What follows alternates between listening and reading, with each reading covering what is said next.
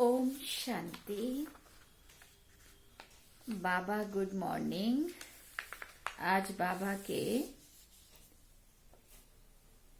3 जनवरी 2021 के महावाक्य हैं। अव्यक्त बाप दादा रिवाइज कोर्स 5 अक्टूबर 1987 में बाबा ने ये मुरली चलाई थी। बाबा ने सार में कहा, ब्राह्मण जीवन का सुख संतुष्टता व प्रसन्नता। हम सब जानते हैं बाबा ने अभी जो मुरली चलाई 31 को नए साल में, तो बाबा ने पूरी संतुष्ट मनिया बनने के लिए वो मुरली चलाई थी। तो आज भी बाबा कह रहे हैं ब्राह्मण जीवन का अगर हमने सुख लेना है तो उसके लिए संतुष्टता और प्रसन्नता होना बहुत जरूरी है। इसका विस्तार सुनेंगे। आज बाप दादा चारों ओर के अपने अति लाडले सिकिल दे ब्राह्मण बच्चों में से विशेष ब्राह्मण जीवन की विशेषता संपन्न बच्चों को देख रहे हैं। आज अमृत वेले बाप दादा सर्व ब्राह्मण कुल बच्चों में से उन विशेष आत्माओं को चुन रहे थे जो सदा संतुष्टता द्वारा स्वयं भी सदा संतुष्ट रहते हैं और दूसरों को भी संतुष्टता की अनुभूति अपनी दृष्टि, वृत्ति और कृति द्वारा सदा कराते आए हैं। तो आज ऐसी संतुष्ट मनियों की माला पिरो रहे थे जो सदा संकल्प में, बोल में, संगठन के संबंध संपर्क में, कर्म में संतुष्टता के गोल्डन पुष्प बाप दादा द्वारा अपने ऊपर बरसाने का अनुभव करते और सर्व प्रति संतुष्टता के गोल्डन पुष्पों की वर्षा सदा करते रहते। ऐसी संतुष्ट आत्माएं चारों ओर में से कोई नजर आई। बाबा ने क्या देखा, चारों ओर में से बाबा जो उनको संतुष्ट मनियों को चुन रहे थे ना, तो उसमें से बाबा को कोई नजर आया। माला बड़ी नहीं बनी, छोटी सी माला बनी। बाप दादा बार बार संतुष्ट मनियों की माला को देखकर हर्षित हो रहे थे, क्योंकि ऐसी संतुष्ट मनियां ही बाप दादा के गले का हार बनती हैं, राज्याधिकारी बनती हैं और भक्तों के सिमरन की भी माला बनती हैं। यहाँ जो जिसका गुण गाएगा वो फिर भक्ति में भी माला उसके सिमरी जाएगी। तो गुण कैसे गाएंगे? जब हम किसी को संतुष्ट करेंगे या खुद संतुष्ट रहेंगे, तब जाकर के बाबा कहते मेरे भी गले का हार बनेंगे और भक्तों के द्वारा भी वो सिमरे जाएंगे। बाप दादा और बच्चों को भी देख रहे थे जो कभी संतुष्ट और कभी असंतुष्ट के संकल्प मात्र छाया के अंदर आ जाते हैं और फिर निकल जाते हैं, फंस नहीं जाते हैं।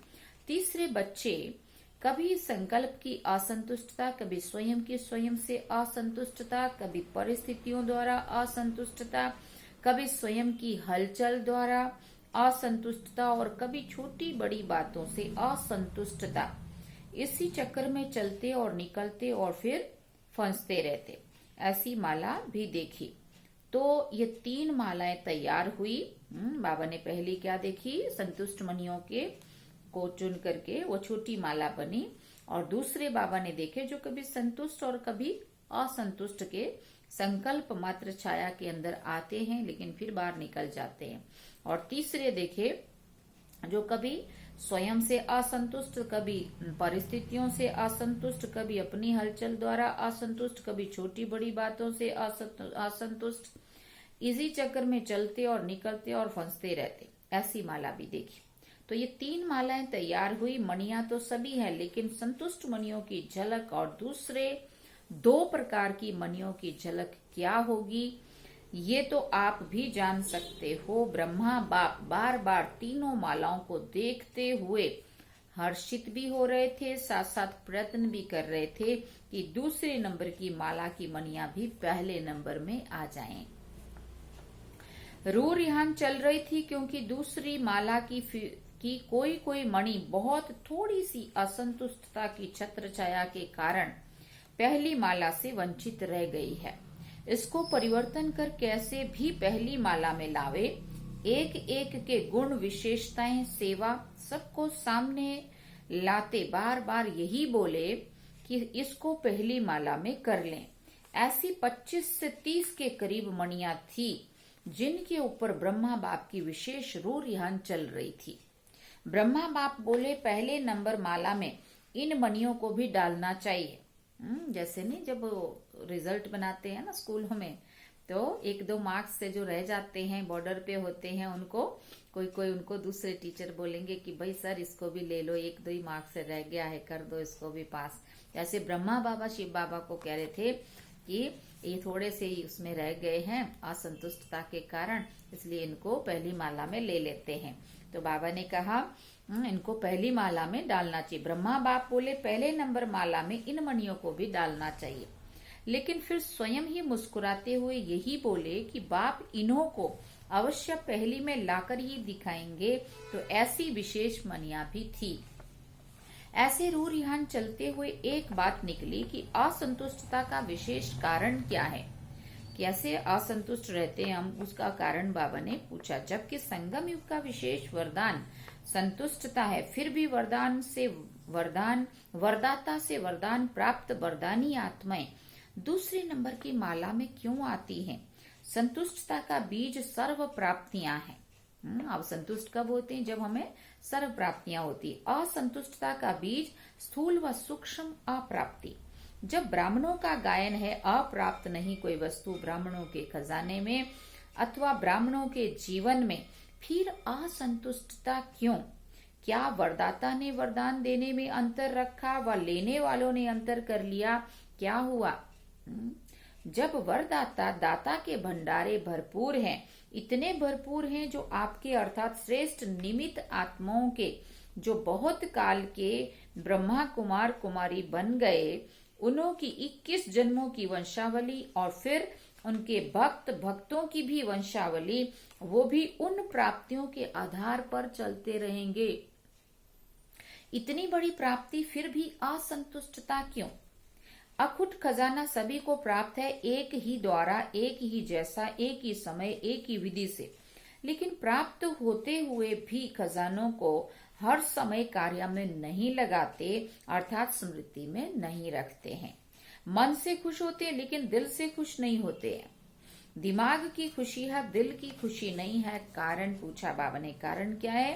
प्राप्तियों के खजानों को स्मृति स्वरूप बनकर कार्य में नहीं लगाते। स्मृति रहती है लेकिन स्मृति स्वरूप में नहीं आते। प्राप्ति बेहद की है लेकिन उनको कहाँ हद की प्राप्ति में लगा देते। स्मृति रहती है लेकिन स्मृति स्वरूप में नहीं आते। प्राप्ति बेहद की है लेकिन उनको कहाँ हद की प्राप्ति में परिवर्तन कर लेते हो। इस कारण हद अर्थात अल्पकाल की प्राप्ति की इच्छा बेहद की प्राप्ति के फल स्वरूप जो सदा काल की संतुष्टता की अनुभूति हो उससे वंचित कर देती है। हद की प्राप्ति दिलों में हद डाल देती है, इसलिए असंतुष्टता की अनुभूति होती है। सेवा में हद डाल देते हैं क्योंकि हद की इच्छा का फल मन इच्छित फल प्राप्त नहीं होता है। हद की इच्छाओं का फल अल्पकाल की पूर्ति वाला होता है, इसलिए अभी अभी संतुष्टता अभी अभी असंतुष्टता हो जाती है। हद बेहद का नशा अनुभव कराने नहीं देता, इसलिए विशेष चेक करो कि मन की अर्थात स्वयं की संतुष्टता, सरब की संतुष्टता अनुभव होती है। ऐसा चेक करना है खुद को, बाबा कह रहे। संतुष्टता की निशानी वो मन से, दिल से, सरब से, बाप से, ड्रामा से संतुष्ट होंगे। जो संतुष्टता की निशानी बाबा ने क्या बताई? वो मन से, दिल से, सभी से, बाप से, ड्रामा से, सबसे संतुष्ट होंगे। क्यों? क्या के प्रश्न उनमें कहीं भी नहीं होंगे। उनके मन और तन में सदा प्रसन्नता की लहर दिखाई देगी। चाहे कोई भी परिस्थिति आ जाए, चाहे कोई भी आत्मा का हिसाब किताब चुकतू करने वाली आत्मा सामना करने भी आती रहे, चाहे शरीर का कर्म भोग सामना करने आता रहे, लेकिन हद की कामना से मुक्त आत्मा संतुष्टता के कारण सदा प्रसन्नता की झलक में चमकता हुआ सितारा दिखाई देगी। प्रसन्न चित्त कभी कोई बात में प्रसन्न चित्त नहीं होंगे। जो प्रसन्न रहेंगे उनके मन में क्यों क्या के प्रश्न नहीं उठेंगे। प्रश्न है तो प्रसन्न नहीं। प्रसन्न चित्त की निशानी है वो सदा निस्वार्थी और सदा सभी को निर्दोष अनुभव करेगा। किसी के ऊपर भी दोष नहीं लगाएगा, किसी और के ऊपर दोष नहीं रखेगा। ना भाग्य विधाता के ऊपर कि मेरा भाग्य ऐसा बनाया, ना ड्रामा पर मेरा ड्रामा में पार्ट ही ऐसा है, और ना व्यक्ति पर कि इसका तो स्वभाव संस्कार ही ऐसा है, ना प्रकृति के ऊपर कि प्रकृति का वायुमंडल ऐसा है, ना शरीर के हिसाब किताब पर कि मेरा शरीर ही ऐसा है। प्रसन्न चित्त अर्थात सदा निस्वार्थ निर्दोष वृत्ति दृष्टि वाले। तो संगम युग की विशेषता संतुष्टता है और संतुष्टता की निशानी प्रसन्नता है। आज फिर से बाबा ने इस मुरली में 31st वाली मुरली की बहुत सारी संतुष्ट कथा का पूरी मुरली उस दिन भी चली थी, आप सबने सुनी हो तो, है ना। तो आज भी बाबा इस पे ध्यान दिला रहे। ये है ब्राह्मण जीवन की विशेष प्राप्ति। संतुष्टता नहीं, प्रसन्नता नहीं तो ब्राह्मण बनने का लाभ ही नहीं लिया।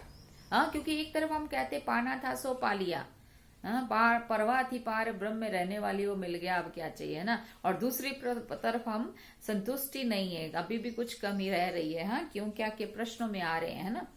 कभी ड्रामा को दोष देते हैं, कभी किसी व्यक्ति को देते हैं, कभी किसका, है ना। तो कभी अपने भाग्य को देते हैं, कभी अपने शरीर से तंग होते हैं, कभी क्या। बाबा कहते नहीं, जो ड्रामा, जो संतुष्ट मनी होगी ना, उसके मन में कोई भी प्रश्न नहीं उठेगा, वो सदा ही सभी से संतुष्ट रहेंगी। ब्राह्मण जीवन का सुख है ही संतुष्टता, प्रसन्नता। ब्राह्मण जीवन बनी और उसका सुख नहीं लिया तो नामधारी ब्राह्मण हुए व प्राप्ति स्वरूप ब्राह्मण हुए। तो बाप दादा सभी ब्राह्मण बच्चों को यही स्मृति दिला रहे हैं, ब्राह्मण बने अहोभाग्य। ब्राह्मण बने अहोभाग्य, लेकिन ब्राह्मण जीवन का वर्षा प्रॉपर्टी संतुष्टता है। आज हम और पक्का करेंगे उसको कि बाबा ने फिर से अंडरलाइन कराया। और ब्राह्मण जीवन की पर्सनैलिटी प्रसन्नता है, प्रॉपर्टी भी संतुष्टता है और पर्सनैलिटी प्रसन्नता है।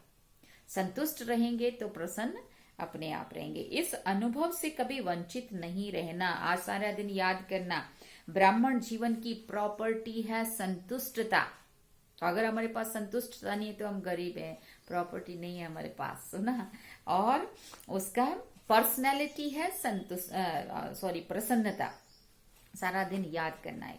इस अनुभव से कभी वंचित नहीं रहना। अधिकारी हो जब दाता वरदाता खुली दिल से प्राप्तियों का खजाना दे रहे हैं, दे दिया है, तो खूब अपनी प्रॉपर्टी और पर्सनालिटी को अनुभव में लाओ और औरों को भी अनुभवी बनाओ। समझा। हर एक अपने से पूछे कि मैं किस नंबर की माला में हूँ।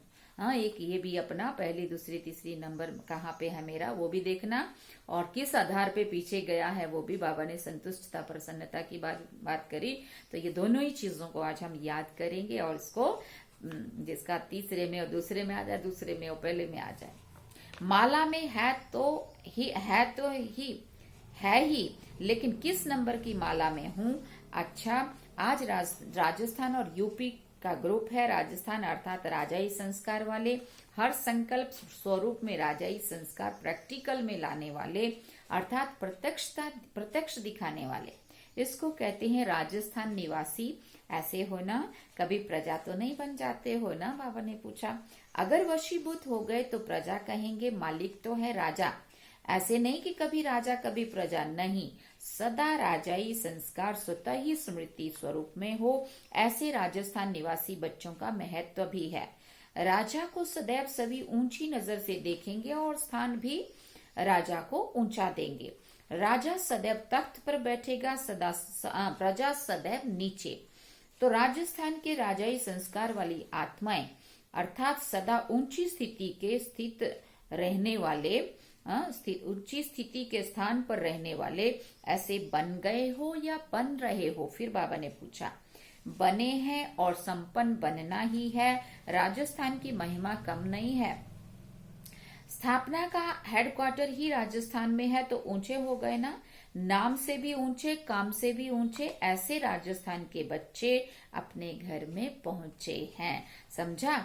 यूपी की भूमि विशेष पावन भूमि गाई हुई है। पावन करने वाली भक्ति मार्ग की गंगा भी नदी भी वहां है और भक्ति के हिसाब से श्री कृष्ण की भूमि भी यूपी में ही है। भूमि की महिमा बहुत है। श्री कृष्ण लीला जन्म भूमि देखनी हो तो भी यूपी में ही जाएंगे। तो यूपी वालों की विशेषता है सदा पावन बन और पावन बनाने की विशेषता संपन्न है। जैसे बाप की महिमा है ना पतित पावन, यूपी वालों की भी महिमा है बाप समान है। पतित पावनी आत्माएं हो ना, भाग्य के सितारा चमक रहा है, ऐसे भाग्यवान ऐसे समझते हो, सदा अपने भाग्य को देखकर हर्षित होते हो, स्वयं भी हर्षित और दूसरों को हर्षित बनाते चलो, क्योंकि हर्षित मुख स्वतः ही आकर्षित मूर्त होते हैं। जैसे स्थूल नदी अपनी तरफ खींचती है ना, यात्री खींचकर यात्री जाते हैं, चाहे कितना भी कष्ट उठाना पड़े फिर भी पावन होने का आकर्षण खींच ले आता है। तो ये पावन बनाने के कार्य का यादगार यूपी में है। ऐसे ही हर्षित और आकर्षित मूर्त बनना है, समझा। तीसरा ग्रुप डबल विदेशियों का भी है। डबल विदेशी अर्थात सदा विदेशी बाप को आकर्षित करने वाले, सुना, क्योंकि समान है ना, बाप भी विदेशी आप भी विदेशी, हम शरीक प्यारे होते हैं। फिर बाबा कह रहे हैं माँ बाप से भी फ्रेंड्स ज्यादा प्यारे लगते हैं। तो डबल विदेशी बाप समान सदा इस देह में और देह के आकर्षण से परे विदेशी हैं, अशरीरी हैं, अव्यक्त हैं। तो बाप अपने सामने अपने समान अशरीरी अव्यक्त स्थिति वाले बच्चों को देखकर हर्षित होते हैं। रेस भी अच्छी कर रहे हैं, सेवा में भिन्न भिन्न साधन और भिन्न भिन्न विधि से आगे बढ़ने की रेस भी अच्छी कर रहे हैं। विधि भी अपनाते और वृद्धि भी कर रहे हैं। इसलिए बाप दादा चारों ओर के डबल विदेशी बच्चों को सेवा की बधाई भी देते और स्व के वृद्धि की भी स्मृति दिलाते हैं।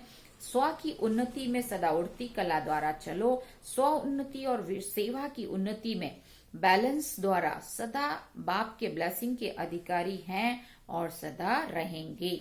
अच्छा, चौथा ग्रुप है बाकी मधुबन निवासी, वो तो है ही सदा जो दिल पर सो चुल पर। देखो बाबा एक एक की कैसे तारीफ कर रहे हैं, एक एक के विशेषताओं को बाबा ने देखा है।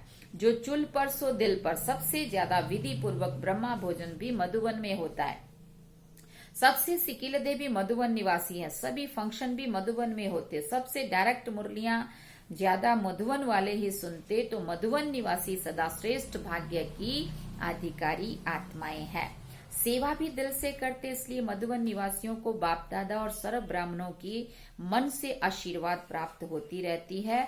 अच्छा, चारों ओर की आकर्षण, बाप दादा की विशेष संतुष्ट मनियों को बाप दादा की विशेष याद प्यार, साथ साथ सर्व भाग्यशाली ब्राह्मण जीवन प्राप्त करने वाले कोटों में कोई में भी कोई शिकिल दी आत्माओं को, बाप दादा के शुभ संकल्प को संपन्न करने वाली आत्माओं को, संगम योगी ब्राह्मण जीवन की प्रॉपर्टी के संपूर्ण अधिकार प्राप्त करने वाली आत्माओं को विधाता और वरदाता बाप की बहुत बहुत याद प्यार स्वीकार हो। हम बच्चों की भी रूहानी माता पिता बाप दादा को दिल व जान सिक व प्रेम से याद प्यार, गुड मॉर्निंग, नमस्ते, थैंक्स बाबा जी। दादी जानकी जी एवं दादी चंद्रमणि जी सेवाओं पर जाने की छुट्टी बाप दादा से ले रही हैं। बाबा ने कहा जा रही हो या समा रही हो, जाओ और आओ, लेकिन सदा समाई हुई हो। बाप दादा अनन्य बच्चों को कभी अलग देखते ही नहीं है, चाहे आकार में हो चाहे साकार में, सदा साथ हैं, क्योंकि सिर्फ महावीर बच्चे ही हैं जो ये वायदा निभाते हैं कि हर समय साथ रहेंगे, साथ चलेंगे। बहुत थोड़े ये वायदा निभाते हैं, इसलिए ऐसे महावीर बच्चे, अनन्य बच्चे जहां भी जाते बाप को साथ ले जाते और बाप सदा वतन में भी साथ रखते हैं, हर कदम में साथ देते। इसलिए जा रही हो, आ रही हो, क्या कहेंगे, इसलिए कहा कि जा रही हो या समा रही हो, ऐसे ही साथ रहते रहते समान बन समा जाएगी। घर में थोड़े समय के लिए रेस्ट करेंगी, साथ रहेंगी, फिर आप राज्य करना और बाप ऊपर से देखेंगे, लेकिन साथ का थोड़े समय का अनुभव करना। अच्छा, आज बाबा दादियों ने कहा, अच्छा बाबा आज आपने कमाल की माला बनाई। बाबा कहते आप लोग भी तो माला बनाते हो ना, माला अभी तो छोटी है, अभी बड़ी बनेगी। अभी जो थोड़ा कभी कभी बेहोश हो जाते हो ना, वो उन्हें थोड़े समय में प्रकृति का व समय का आवाज होश में ले आएगा, फिर माला बड़ी बन जाएगी। अच्छा, जहां भी जाओ बाप के वरदानी तो हो ही, आपके हर कदम से बाप का वरदान सबको मिलता रहेगा। देखेंगे तो भी बाप का वरदान दृष्टि से लेंगे, बोलेंगे तो भी वरदान लेंगे, कर्म से भी वरदान ही लेंगे। चलते फिरते वरदानों की वर्षा करने के लिए जा रही हो। अभी जो आत्माएं आ रही है उनको वरदान की व महादान की बहुत ही आवश्यकता है। आप लोगों का जाना अर्थात खुले दिल से उन्हों को बाप के वरदान मिलना। अच्छा, वरदान में बाबा ने कहा, बुद्धि रूपी पांव द्वारा इस 5 तत्वों की आकर्षण से परे रहने वाले फरिश्ता स्वरूप भव। बुद्धि रूपी पांव द्वारा इस 5 तत्वों की आकर्षण से परे रहने वाले फरिश्ता रूप भव। फरिश्तों को सदा प्रकाश की काया दिखाते हैं, प्रकाश की काया वाले इस देह की स्मृति से भी परे रहते हैं। उनके बुद्धि रूपी पांव इस 5 तत्वों के आकर्षण से ऊंचे अर्थात परे होते हैं। ऐसे फरिश्तों को माया व कोई भी मायावी टच नहीं कर सकते, लेकिन ये तब होगा जब कभी कभी किसी साधन के अधीन नहीं होंगे।